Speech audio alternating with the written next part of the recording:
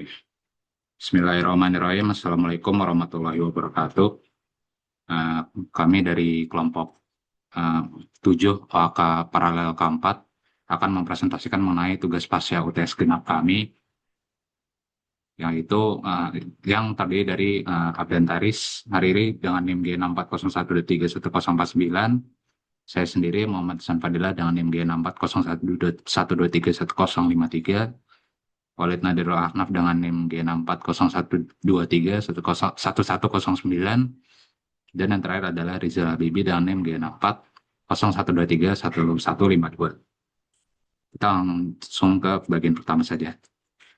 Oke, jadi mungkin ini adalah sedikit overview dari kode yang kelompok kami kembangkan gitu, yang mana program ini tuh merupakan program sederhana yang ditulis dengan menggunakan bahasa rakitan assembly, yang mana kode program ini itu berfungsi untuk menghitung luas dari sebuah persegi dengan cara mengalihkan panjang sisinya dengan dirinya sendiri, yaitu panjang sisinya juga.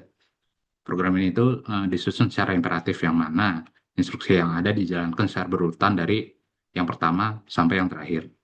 Masukan dari program ini berupa nilai sisi persegi yang telah ditentukan dalam kode ini.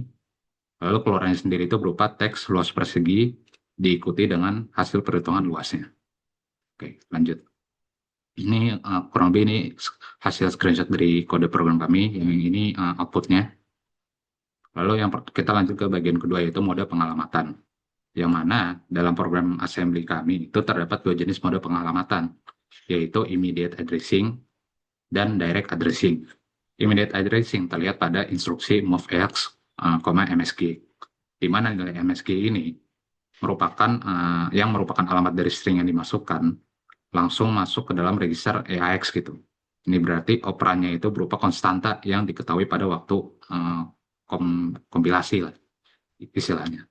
Nah, sementara itu direct addressing ini diterapkan pada instruksi move EX num1, di mana nilai dari alamat memori yang dilabeli num1 ini yang isinya itu angka 5, itu akan diambil langsung dari memori ke register EAX gitu. Mode ini bakal berguna buat ngambil data dari alamat tertentu tanpa perlu perantara ke register sebagai penunjuk alamatnya. Oke, lanjut. Oke, selanjutnya akan dijelaskan oleh rekan saya, Walid. Oke, baik. Jadi, instruksi aritmatika yang digunakan adalah imul EAX, yang merupakan operasi perkalian bilangan bertanda.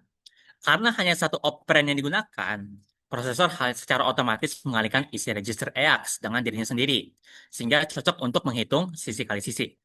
Setelah operasi dilakukan, hasil disimpan kembali di register EAX, menggantikan nilai sebelumnya. Instruksi ini mempengaruhi status flag pada register flag secara implisit dan tergantung pada operasi seperti overflow dan tanda negatif.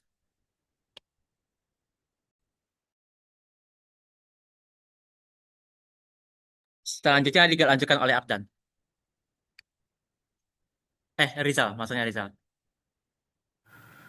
Oke, dalam pemanggilan interrupt pada kode int1 dan int2 terdapat register pada yang terlibat secara eksplisit maupun eksplisit.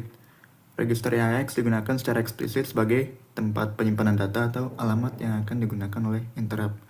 Pada instruksi move EAX message EAX berisi alamat string yang kemudian digunakan oleh interrupt int2 untuk ditampilkan ke layar.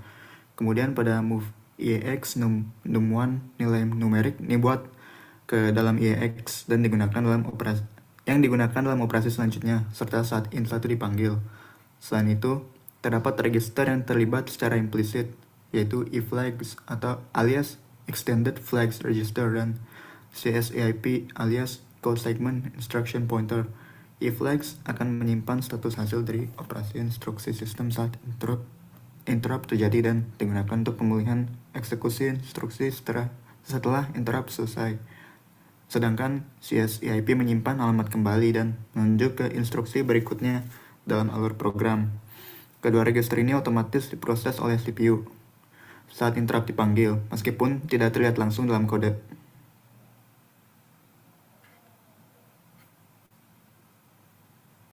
Baik, selanjutnya adalah data dependensi atau data hazard yang ada di dalam program.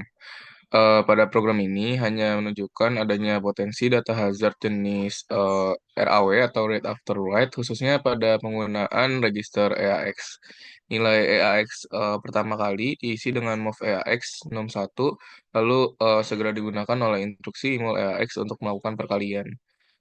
Ini menunjukkan bahwa instruksi imul harus menunggu hingga nilai AX selesai diisi sebelum dapat membaca nilainya, yang merupakan ciri khas dari read after write hazard.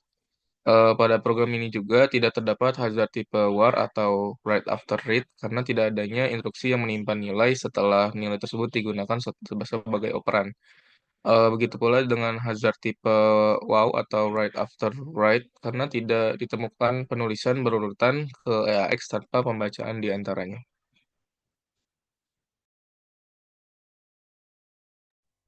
Ya, mungkin sekian saja presentasi tugas akhir dari kelompok kami. Kurang lebihnya mohon maaf. Terima kasih telah menyaksikan. Wassalamualaikum warahmatullahi wabarakatuh.